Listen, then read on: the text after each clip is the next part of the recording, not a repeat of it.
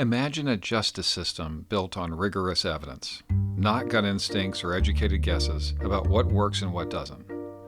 More people could access the civil justice they deserve.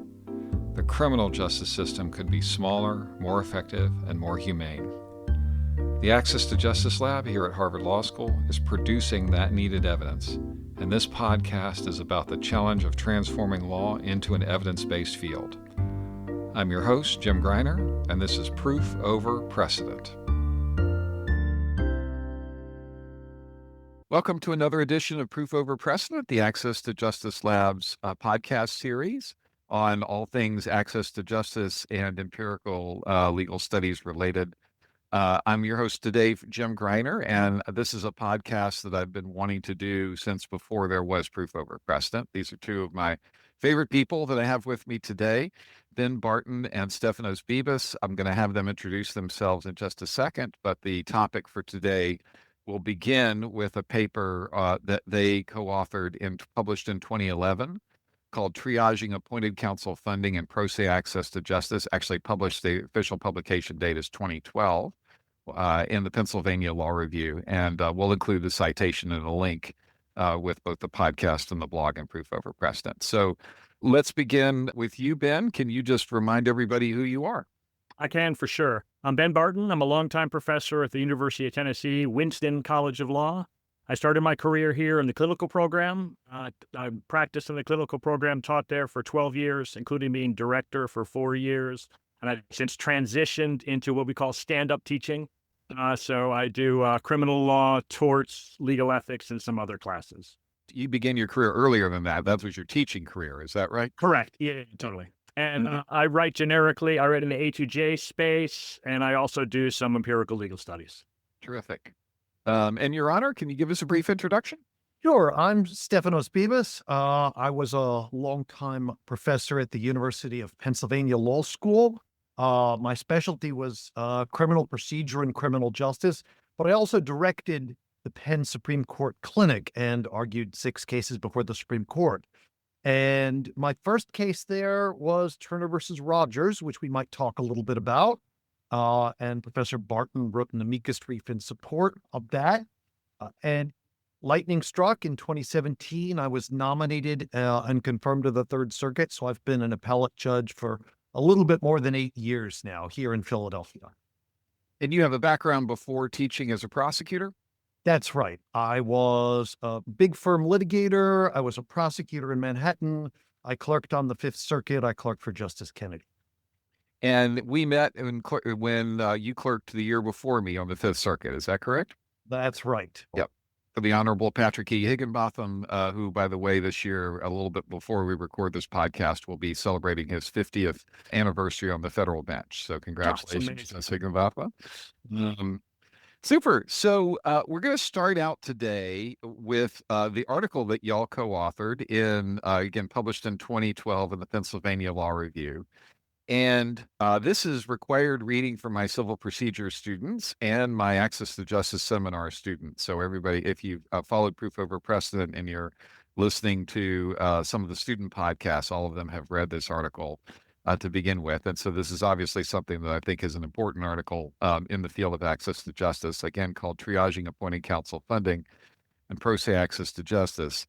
And then, Your Honor, tell me if I've got this wrong, but I believe that the article takes place in the context of a debate about how to try to achieve or improve, at least, access to justice in the United States, a debate among those who agree that there is a problem that requires action, about whether we should try to solve it primarily by seeking a civil Gideon right, which is a phrase we'll have to unpackage, or whether we should seek it primarily through other measures, and if so, what those other measures might look like. And that debate is occurring within the community. Does that sound fair? Let me just start with that. Your Honor, go ahead. So let's back up. As I said, I come at this from criminal procedure. And over the course of the 20th century, we moved from the right just to hire your own lawyers. But over the middle third of the 20th century, the courts interpreted the Sixth Amendment to say not just you can hire a lawyer, but if you can't afford one, one's going to be appointed for you. Gideon versus Wainwright was the famed case that said in any felony case, both reason and reflection say you can't get a fair trial without having a lawyer to navigate the complexities of 20th century criminal procedure. So that right has been expanded further and further, first from the Scottsboro Boys to any felony case, to any misdemeanor case with even a day in jail, to any case where someone even gets a suspended sentence. And so a lot of people look at that as the march of progress and say, well, we've had more lawyers in criminal cases. Why don't we get them in high-stakes civil cases too? And indeed, there are a lot of civil cases where the stakes matter a lot. You're losing your parental rights. You're going to be jailed for not paying child support. Maybe you're going to be deported or removed from the country. These are very important cases to people. And so for decades, a lot of people in the access to justice movement have seen as their goal the effort to get free lawyers beyond criminal cases where you have the Sixth Amendment to civil cases, possibly through the due process clause. Super. And you say a lot of people, it actually includes a lot of people whose names folks might recognize. For example, the American Bar Association, the ABA, in 2006, unanimously adopted a policy statement that reads, and I'm not going to read it all out, resolve the ABA encourages authorities to guarantee a right to counsel, legal counsel at public expense to low-income persons in those categories of adversarial proceedings where basic human needs are at stake. And then it goes on to define basic human needs as including shelter, sustenance, safety, health, or child custody. And so this is the, purportedly at least, the association that represents lawyers all across the country taking a position on this topic. Right. So Ben, set the stage some more for us. There's in part of this effort to try to achieve this idea of a civil Gideon, the idea of a civil Gideon. So a Gideon right that would apply in civil cases, at least civil cases involving basic human needs, has been litigation in the federal courts to try to get a similar declaration. Is that correct? That is correct. First, I'll note just the irony of, you're kidding me, a trade association is like the answer to this problem is more of our trade members? Right. That's strange. How come to that? for give us more money, we'll solve the problem for you. Yes. Yeah, no, for sure. Right. Yeah. Well, Stephanos, do you want to talk a little bit on Turner versus Rogers? Because that's actually where this all starts. Sure. So we had a young man and a young woman. They were 19 and 17 when they were together briefly. They never got married, but they wound up having a child. And so the mom, Rogers, was chasing the dad, Turner, for child support. And in South Carolina, neither side gets a lawyer. And so the mom was suing for this, and the dad, over the course of years, he made an agreement to child support. He didn't pay. And then several months later, he's threatened with civil contempt, pay up, or you'll go to jail. And over 4 occasions, he had paid up either right before or immediately after he was jailed. And then the 5th and 6th times he was threatened with this, he didn't, kept building up more and more arrearages. So there was litigation all the way up to the South Carolina Supreme Court, and the South Carolina Supreme Court said, sorry, you don't have a right to an appointed lawyer here in this case. So Turner, represented by former Solicitor General Seth Waxman, filed a cert petition in the U.S. Supreme Court saying, I've got a fundamental right before I'm thrown in jail to have a lawyer to defend my interests. Well, neither had the mother, Rogers, had a lawyer. So I took up her case and opposed this case. The Supreme Court agreed to hear review, and there was a big division among state and federal courts about whether due process recognized a right like this. And so the Supreme Court heard the case in 2011, and counsel had to concede, of course, this wasn't a criminal case. It wasn't covered by the Sixth Amendment, but taking some of the language of some of these other cases was arguing that fundamental fairness required that he should have a lawyer to represent his interests. And I, representing the mom, said, hey, it would be unfair to give a free lawyer to the dad And to tilt the playing field against me, I've been chasing him for 8 years, and only when threatened and his feet were held to the fire, did he pay up repeatedly. And so the U.S. government, represented by the Solicitor General's office, came in and offered the Supreme Court a compromise position, which said, well, we're not sure you actually need to give a free lawyer as long as there are some substitute procedural safeguards that the clerk of court and the judge could provide to make sure that the dad knows what the issues are, that the judge asks some questions to make a record, and that that's reviewable on appeal. And ultimately, the Supreme Court, all 9 justices of the Supreme Court, rejected the argument that due process required him to have a free lawyer. And 5 of the justices said, well, we think it is enough to have these substitute safeguards where, number one, the dad has to be warned that the issues to be addressed are, did you pay this money, and could you have paid it? Did you have the financial means? Because you can't lock someone up unless it's a means to get him to pay something that he can pay. Secondly, that the judge engages in some questioning on the record to elicit what the father's financial means are, what his income and expenses are, in order to form a basis for the finding that indeed he has not paid, and yet he could pay this amount. That the judge make that findings on the record, and that finally it's subject to review on appeal. Justice Breyer wrote the opinion for the court, and very importantly, in all the previous cases that had come close to like a civil right to counsel, culminating in a case versus Lassiter, the Supreme Court had spoken just glowingly about lawyers and how much they add to cases. But this is the first time that the court recognized that lawyers, first of all, can slow cases down. They can make it take longer for custodial mothers who've been chasing non-supporting fathers, colloquially sometimes called deadbeat dads. And so that there is a cost, a cost in terms of time as well as money for bringing lawyers into these cases and complicating them and slowing them down. And the other thing that the court recognized is the court bought an analogy that I had argued for, which was that at the beginning of a criminal case, we ask defendants to fill out a form before they get lawyers.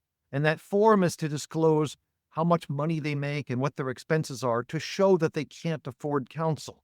And just as they have to show they can't afford counsel before they get a free lawyer, so we argued they can navigate the process of showing the court that they have or don't have the means to afford to pay the child support.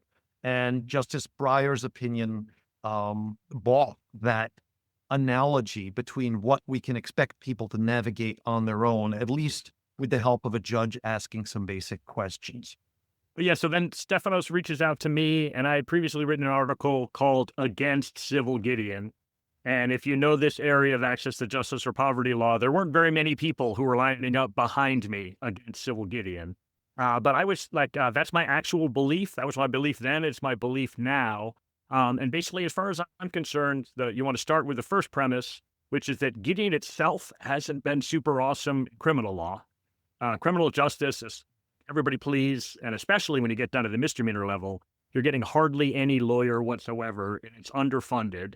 And I was like, what are the odds that they're going to fund landlord-tenant lawyer better than they do a death penalty lawyer? The odds are low. So it's going to be underfunded. It's going to be a shell of itself. And insofar as you were going to spend that money or those resources, fix the underlying process and underlying law, simplify it, make it so that ordinary citizens can represent themselves rather than trying to keep it super complicated and adding a free lawyer to the mix.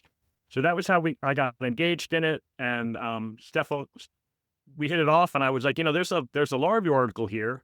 And we finished the law review article, and then we went ahead and wrote a book. And I was like, well, there's a book here too. And it was great. Like one of my all-time professional pleasures, like one of the great things I've done in my career was writing this book and doing this work. So the book is called Rebooting Justice, and it's an expanded version of the law review article.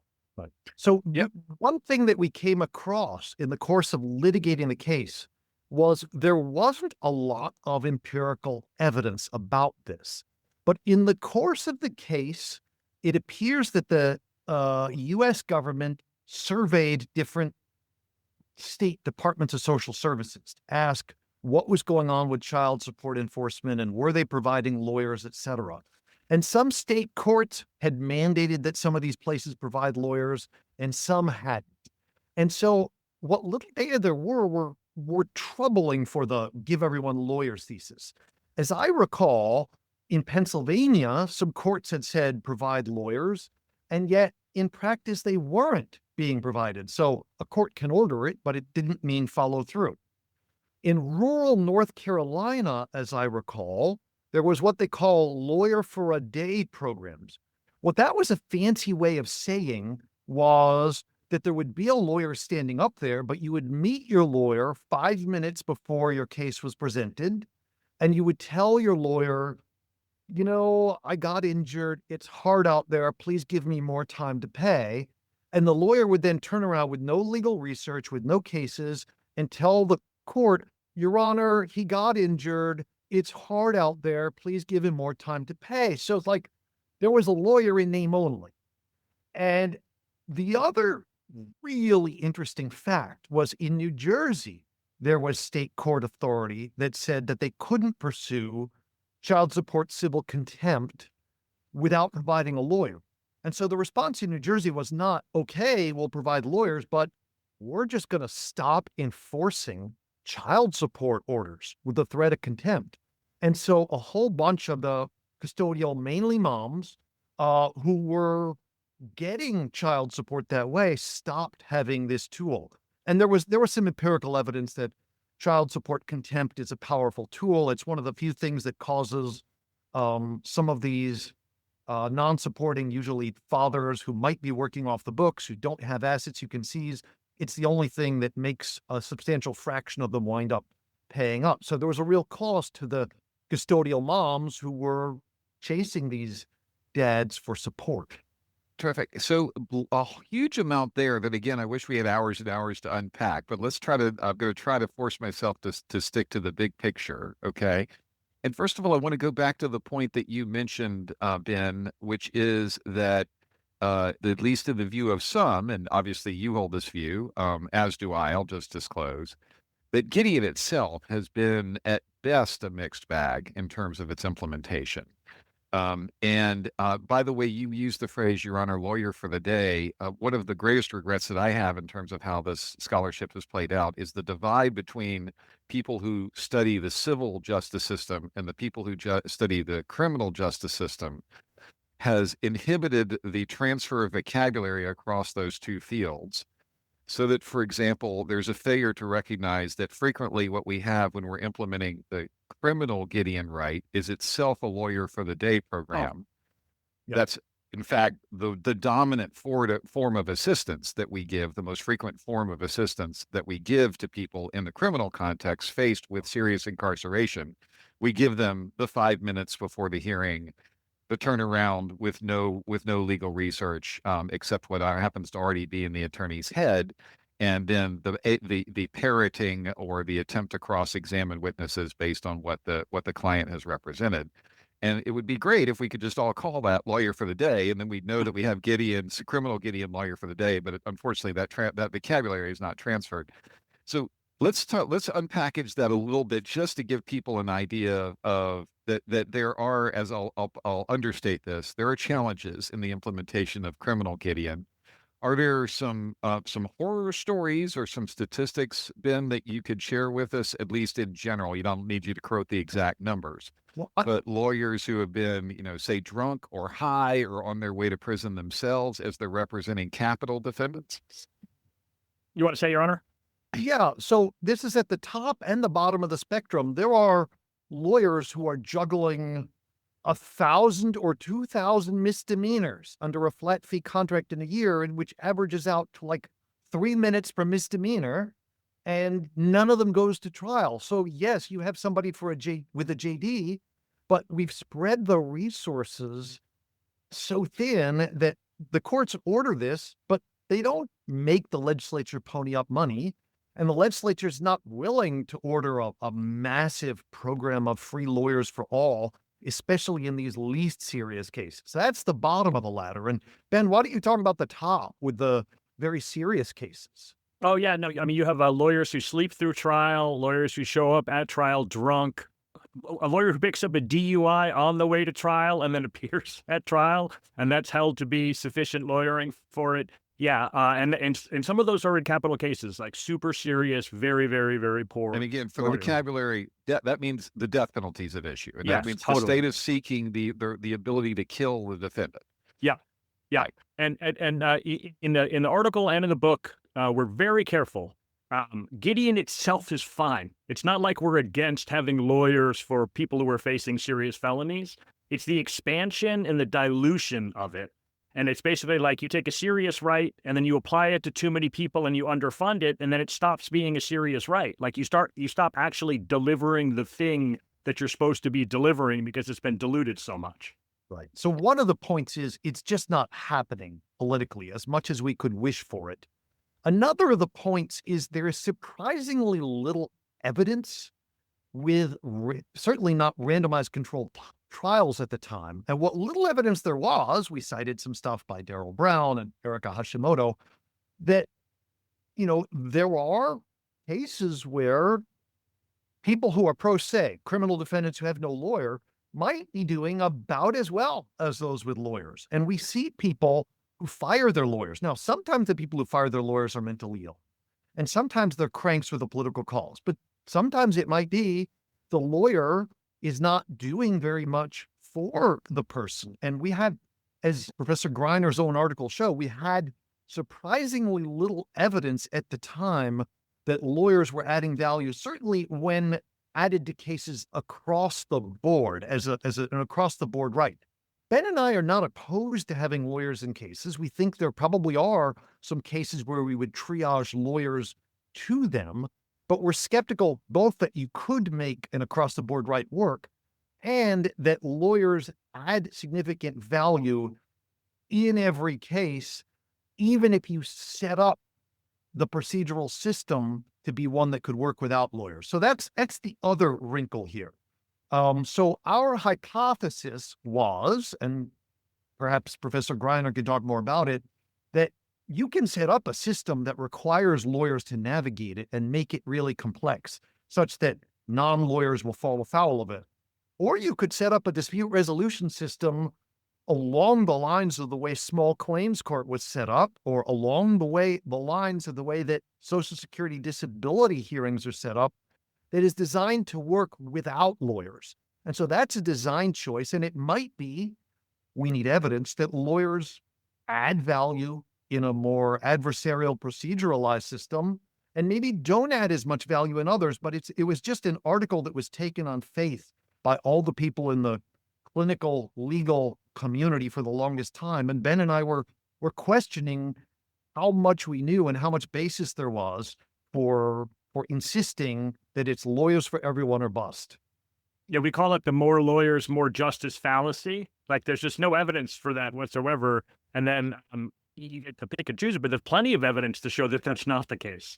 And it's a rough argument, I think, for the civil Gideon people to be like, no, what we want to do is adopt the system in the criminal courts. We actually named it after that. And you're like, that's what we're looking for? That's your best hope, is that we're going to have that system? Good luck with that. Yeah. And actually, for what it's worth, many people in on the side who say that we should try to adopt a Gideon-like right no longer use the Gideon language. They now avoid saying civil Gideon. They say they use the more cumbersome phrase civil right to counsel, precisely because they acknowledge the fact that the experience with Gideon has been itself a mixed bag. Yeah. And I mean, a big part of that movement has been on the legislative side. And I won't speak for the judge, but as far as I'm concerned, that's fine. You want to lobby a legislature and they want to spend the money. I think it's dumb. I'll just be frank. Like, I wouldn't spend the money on a bunch of lawyers in eviction cases. I would put the money into a pool. I'd help people pay their rent. That's how they're going to stay in their apartment. But dude, if a legislature wants to spend the money on that, that's completely fine with me. It's a totally different thing to have a court order it. And it's a different thing in two ways. One, they're going to order it, but not fund it. And so then it's going to be underfunded and it's not going to work. And second, insofar as they're ordering it, they're not doing what the legislature does, where they're balancing competing priorities. They're just going to order this thing and then let it sit out there. Relatedly, I think, Professor Greiner, you were absolutely right that criminal and civil don't cross-fertilize. In the criminal space, some of the most innovative defenders' offices are places like Neighborhood Legal Services of Harlem. And what some of these places like them or PDS in Washington, D.C., or the Bronx Defenders, often known for using some non-lawyer paraprofessionals, using social workers and investigators and others to do the kind of thing that doesn't necessarily need to be done by a lawyer. And so let's say you're concerned that non-English speakers are going to get disadvantaged in the system. It's a fair concern. Well, you might be able to address that with a translator. Okay. Let's say you're concerned that juveniles are going to get railroaded. Well, we have guardians ad litem. We have other people who don't have to be lawyers to look out for their interests. So there's going to be a sliver of cases where there's something distinctively legal for a lawyer to do, but you can use social workers and other paraprofessionals. Indeed, in many other countries, they do. So part of the book is comparative. And when you look at other countries, places like Latin America use these paraprofessionals called notarios. Notarios sometimes help with an employment contract or a lease or a will. And in about 30% of cases, these paraprofessionals provide some assistance. In America, our licensing rules shut them down. So that same 30% pretty much winds up going without any help, often never brings suit in the first place. And so part of the point of the book is by insisting on lawyers or bust, often you're going to get bust. By having a broader approach to access to justice that allows things like maybe some pro se self-help materials, we needed evidence on that, or maybe some paralegals, or maybe translators, or maybe guardians, you could have a wider range of assistance, and some of it might need to be traditional lawyer assistance, and some of it might be, at different stages you provide a lawyer for transactions, and some of it might be non-lawyers. Some of it might even be technology, and now we're on the cusp of artificial intelligence, which could do a lot, certainly a lot more than we envisioned back in 2012. I think two points at this stage, just to make one very brief as a comment, and then one as a broad question for you. And I have several more broad questions, just to warn you. It's not like this is the last one. The first comment is there is actually judicial support for this broader view about potentially changing the system, how injecting lawyers into the system can change it in non-constructive ways. And et cetera. And one place that I can't resist highlighting is something, again, I require that all my civil procedure students read. It's Justice Powell's concurrence in the 1980 case called VTech versus Jones. And there he talks about, Justice Powell talks about how sometimes bringing a lawyer into the proceeding changes the nature of the proceeding in fundamentally non-constructive ways. It formalizes it. It may slow it down. And I guess I've always found that concurrence particularly interesting because of who Justice Powell was. As time marches on, knowledge of his history recedes, as happens to all forms of history and biography. But do either of y'all happen to have met Justice Powell before and happen to know anything about Justice Powell? But I do know something about his background. It's my understanding he's the only school board member to ever serve as a justice on the Supreme Court. That's something I had no idea about. That is That's true. Fantastic. I'm pretty sure that's true. Fantastic. He was also president of the American Bar Association. Correct. And so it's hard to imagine the president of the ABA today taking that position. Taking the position again that in 2006 the ABA took. Exactly. And a 30-year member, president of the Virginia Bar, president of the American Bar Association, 30-year classic lawyer's lawyer, classic Virginia Southern gentleman, basically saying that in a case in which there had been an effort and 4 members of the court willing to say that there was a right to counsel in what was a non-criminal context. It did involve a prisoner being transferred to a mental institution, so it had criminal odors, whiffs, but nevertheless, it was a non-criminal setting. He refused to provide the 5th vote that would have forced a right to counsel in that setting, I should say, because there weren't any proceedings. That was part of the problem, but in that setting, and wrote a concurrence saying it's not always a great thing to bring lawyers into the mix.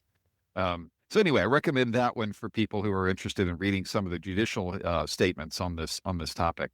The bigger picture question that I wanted to highlight for you is, and I can't resist this, the doctrinal move that the court made in Turner versus Rogers, which is the case where we started out the conversation. In a prior case called Lassiter, which again, Your Honor, you mentioned that earlier, which involved termination of parental rights, the court had said that the due process clause requires us to presume that there is no right to appointing counsel in a civil context unless the case involves a potential incarceration. And then we get to Turner and we hear the court saying, well, when we said that, we said something about when the case doesn't involve potential incarceration. But now that the case does, we find out that we don't presume counsel there either, which has always struck my students as a kind of obnoxious retreat to logical truths that, if A, then B doesn't imply if not A, then not B. That's not true, right? Mm-hmm. Nevertheless, the court then goes on in Turner versus Rogers to make them to link due process and access to justice at a constitutional level in a way that, to my knowledge, it had never done before. It basically says that there is a level at which the proceeding is so incomprehensible to the pro se litigant, and the consequences are sufficiently serious to where state you have a choice. You can provide counsel if you want to pay that money, or you can do something likely cheaper and easier. Right. And if you want to do that, if you want to do that, then you can go that route. So Ben, react, please. I was about to ask, can you give me your reaction super briefly, to it? The original sin is Lassiter, because all of the appointed counsel cases are like, it's a fundamental right. We're taking away your freedom. Imagine if we were taking away your freedom even one day. And then you're like, which would you rather do? Spend one day in jail or have your children taken from you? I ask that question to my civil procedure students every single year. I ask exactly. It's not a hard question. Everybody knows the answer to that question. Right. So Lassiter, based on their previous logic, should have come out the other way, but they were unwilling to do that. They weren't interested in doing that. So they made a distinction that didn't make any sense, which is like, oh, it's only jail time.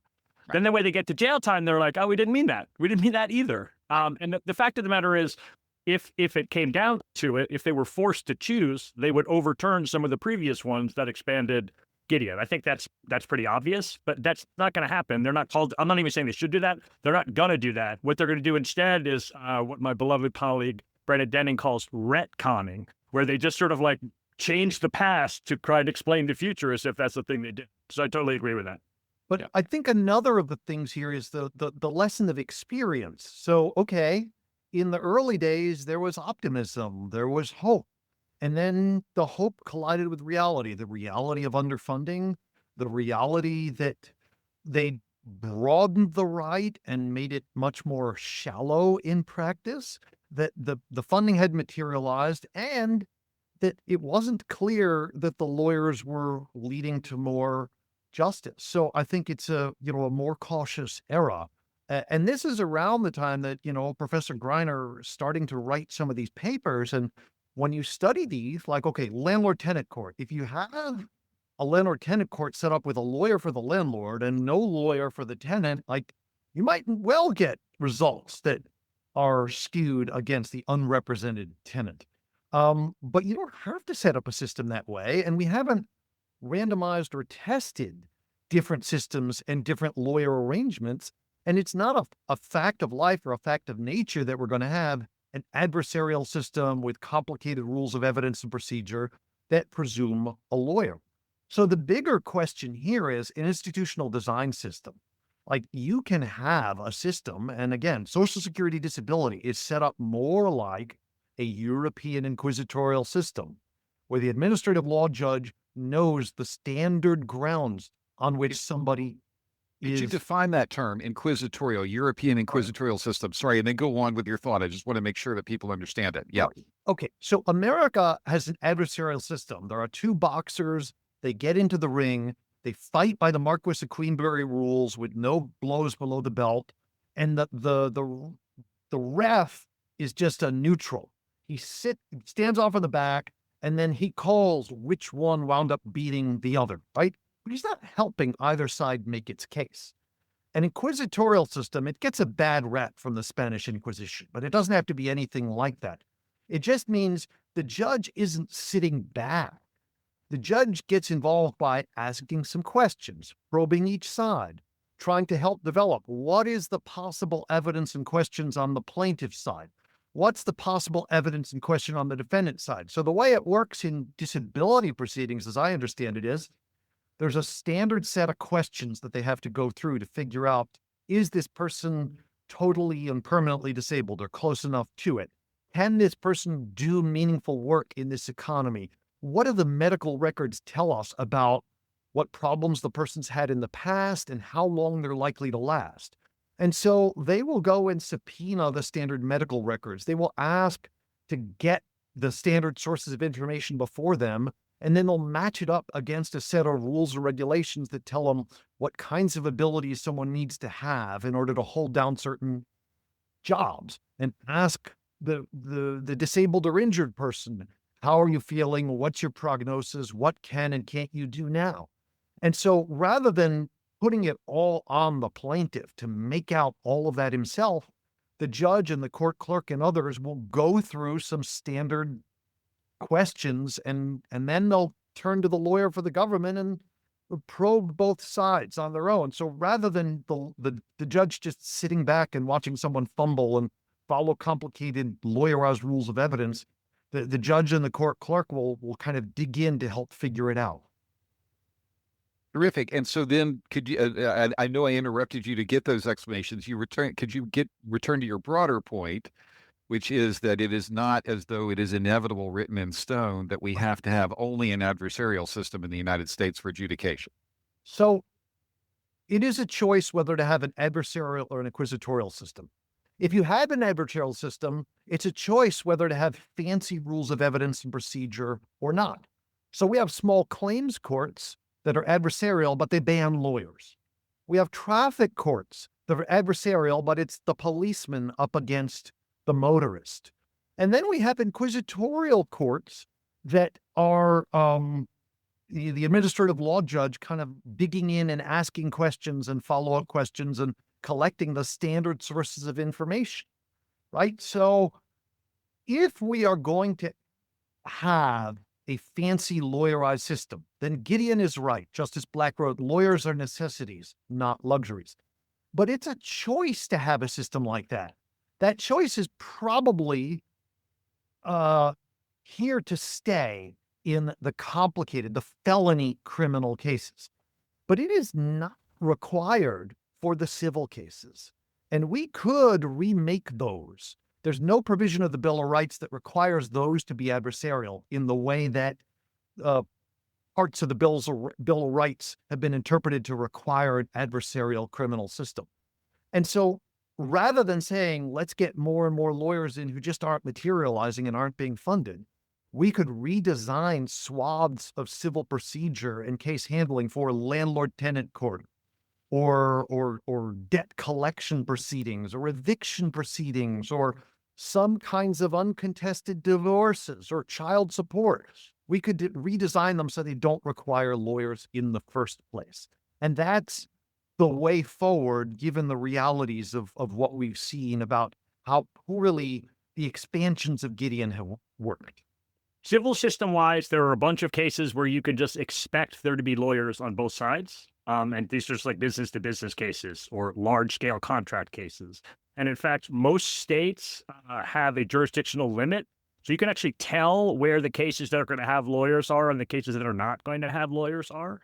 Limit in terms of amount of controversy. Yeah, totally. The kind of money, yes. Yeah, totally. So there's like below that amount of money, it's pretty much there's not going to be a lot of lawyers who were engaged there.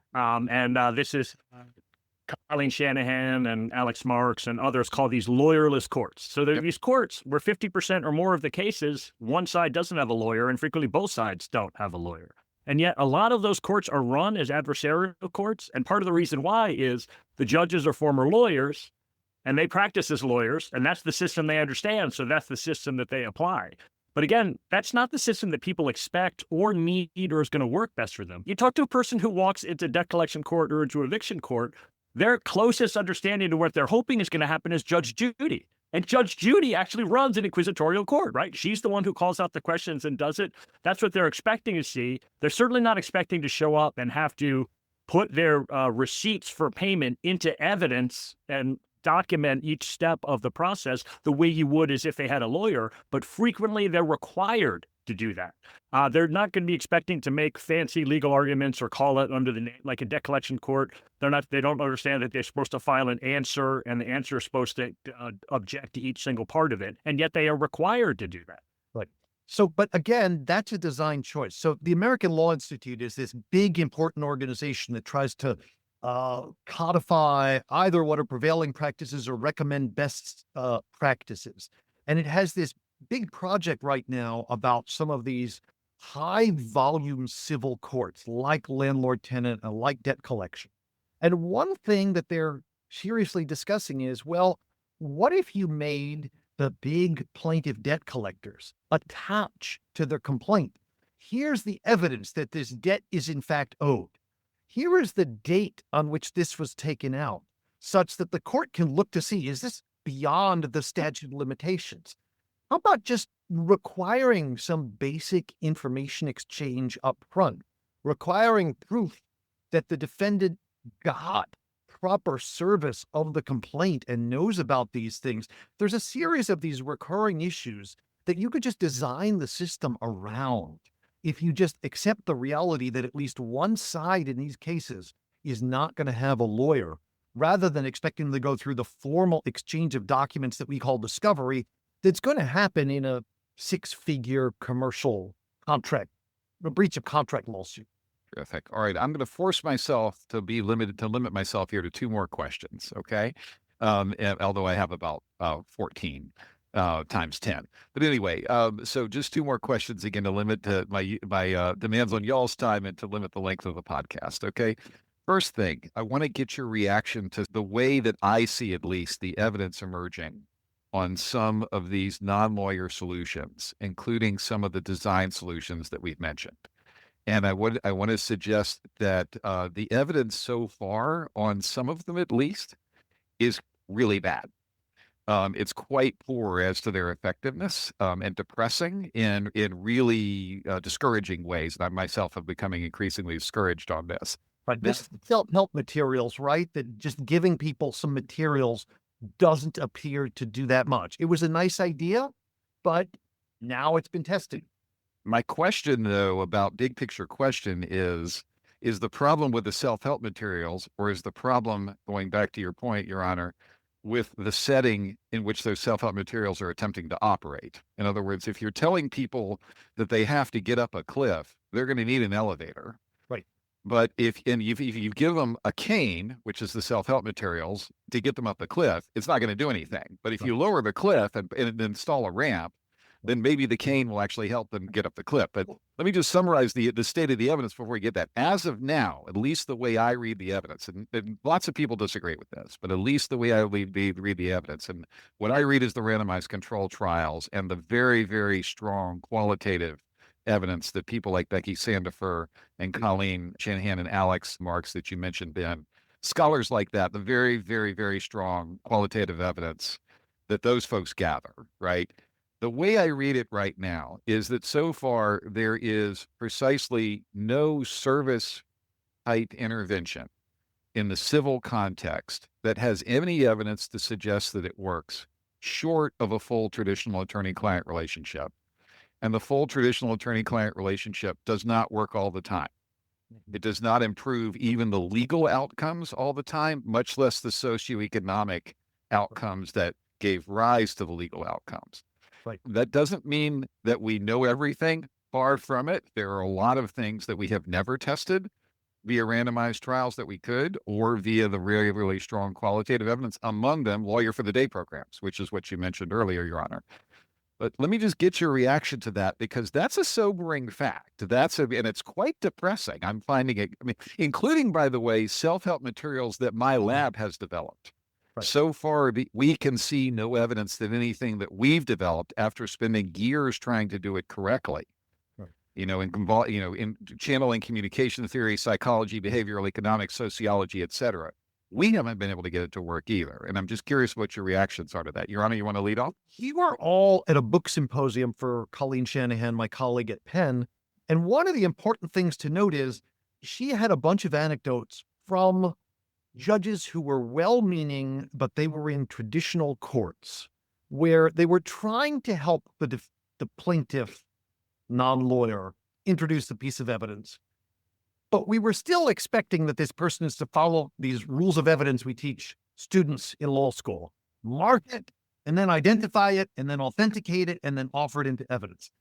You're helping the person with the cane scale the cliff face. What these studies have not been testing is something that was just nascent when we wrote the book Rebooting Justice and published in 2012, which is the online alternatives, the use of IT.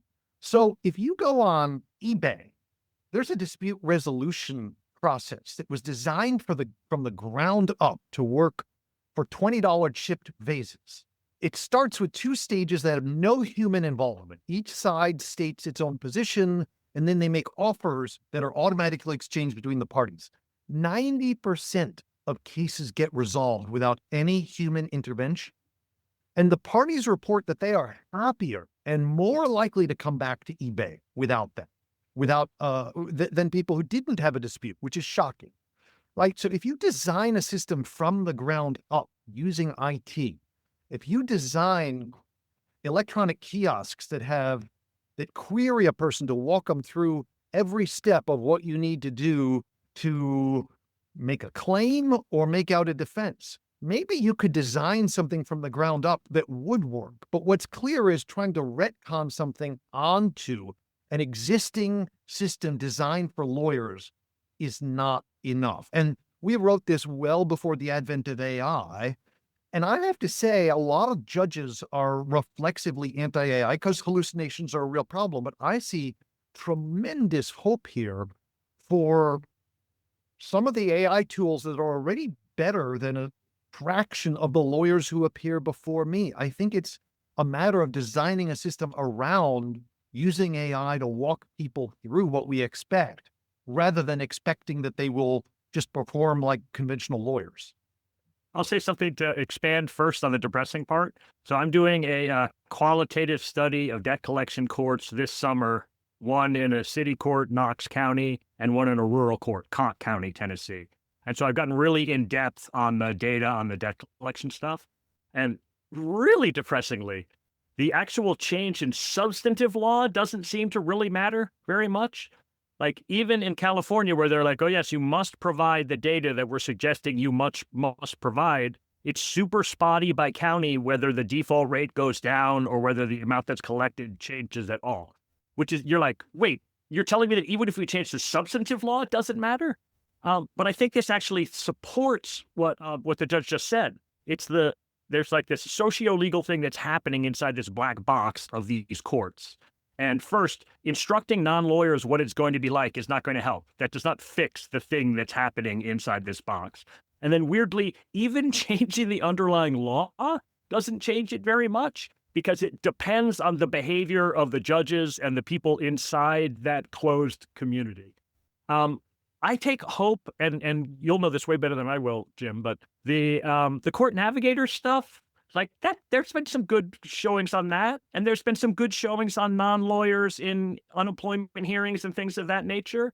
You're unconvinced. Not yet. Not yet. I haven't seen it randomized, and I haven't seen the kind of real solid qualitative workup that would convince me yet. I mean, I've seen some efforts, but not the kind of exhaustive qualitative workup that I would say is close enough to an RCT to get me there. But Okay, that's me. That's me. Let me ask my last question. I promise it is my last, if for no other reason than time. And that is part of this mix admitting to ourselves and swallowing hard and being really depressed about the fact that there's only so much we're going to be able to do. And I want to phrase that question as pointedly as I can. when y'all wrote your article in response to Turner, and that was, again, the triaging appointed counsel funding and pro se access to justice, published in 2012 in Pennsylvania Law Review, there was a response. And the response by John Pollock for the National Coalition for a Civil Right to Counsel, again, by the way, avoiding that civil Gideon language. Yeah. And I'm hoping that at some point I'll be able to invite John and have him on because he's a critical voice and highly articulate for a different view here. And Michael Greco of all places, the American Bar Association. Their response was a paper called "It's Not Triage If the Patient Bleeds Out."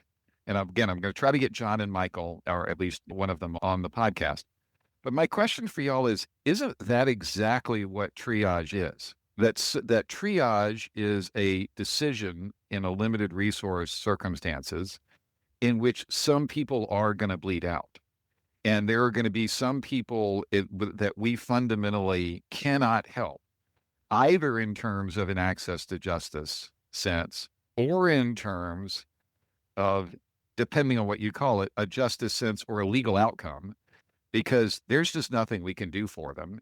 Perhaps it's too late by the time there's justice involved, or perhaps the substantive law gives them no option, or at least a class of people in general, no option. And again, there's an outstanding piece of field work in RCT going to be featured in Proof Over Precedent, going up actually before this podcast will go up by some economists in Tennessee, focusing in Tennessee, about how lawyers could make a difference in civil summary eviction cases, but only if they could get their clients onto a rent assistance program. And then Right.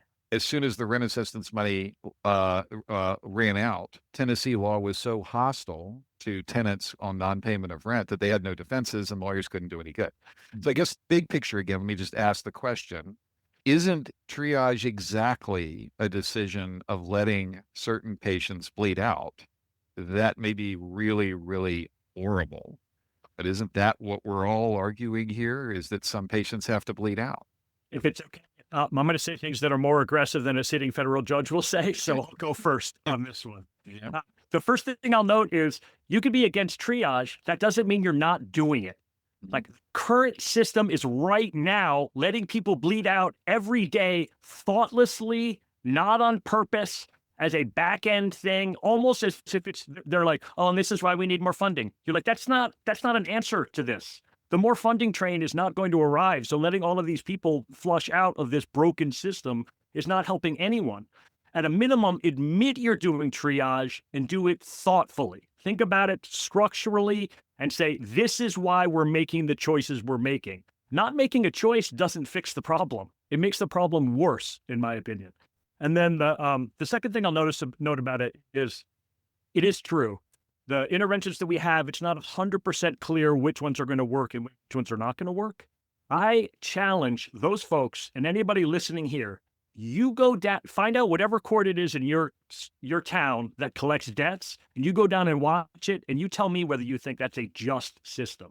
We are surrounded by low-hanging fruit in this system. Like, the debt collection thing is so grossly inadequate, unfair. It's a screw job. Do you know why 60% of people default and don't show up? Because why would they show up? Because when they show up, they get no justice anyways. Like, the system itself is so broken that it sustains itself. I wish 40% of people would show up, by the way, at least in some of the courts where we're working, it's more like 5%. Totally. And then like, part of the qualitative thing I'm going to do is, why are they not showing up? But I have a strong suspicion the reason they're not showing up is like, why? Why would you show up? Your Honor, you get the last word. All right. I think just as a forest fire sometimes clears the way and fertilizes the soil for new growths, I think that recognizing the failures that, the Access to Justice Lab's studies are documenting paves the way for change. And I see entrepreneurs experimenting with online dispute resolution. I see policy entrepreneurs at some of these groups that are willing to fund studies into alternatives. I think it's an exciting time to look at how to harness this computing power to build something better from the ground up. Just as, we've had Uber and Lyft with very different models from existing taxi companies, I think that we could have a different approach to doing justice in many of these civil cases that will probably deliver a lot more at lower cost than what isn't working right now. Ben Barton, Stephanos Bibas, I'm so grateful and so appreciative that y'all have taken the time to do this podcast again, one I wanted to do since before there was an Access to Justice Lab even, so for more than a decade. Very grateful y'all have taken the time, and thanks so much for being on Proof Over Precedent. Proof Over Precedent is a production of the Access to Justice Lab at Harvard Law School. Views expressed in student podcasts are not necessarily those of the A2J Lab. Thanks for listening. If we piqued your interest, please subscribe wherever you get your podcasts. Even better, leave us a rating or share an episode with a friend or on social media. Here's a sneak preview of what will bring you next week. In civil courts, there is no universal access to attorneys. So what that means is that roughly 76% of state civil trials involve one or more pro se party. And so what this means is that courts need to adapt to pro se litigation rather than the other way around. And there is where active judging comes in.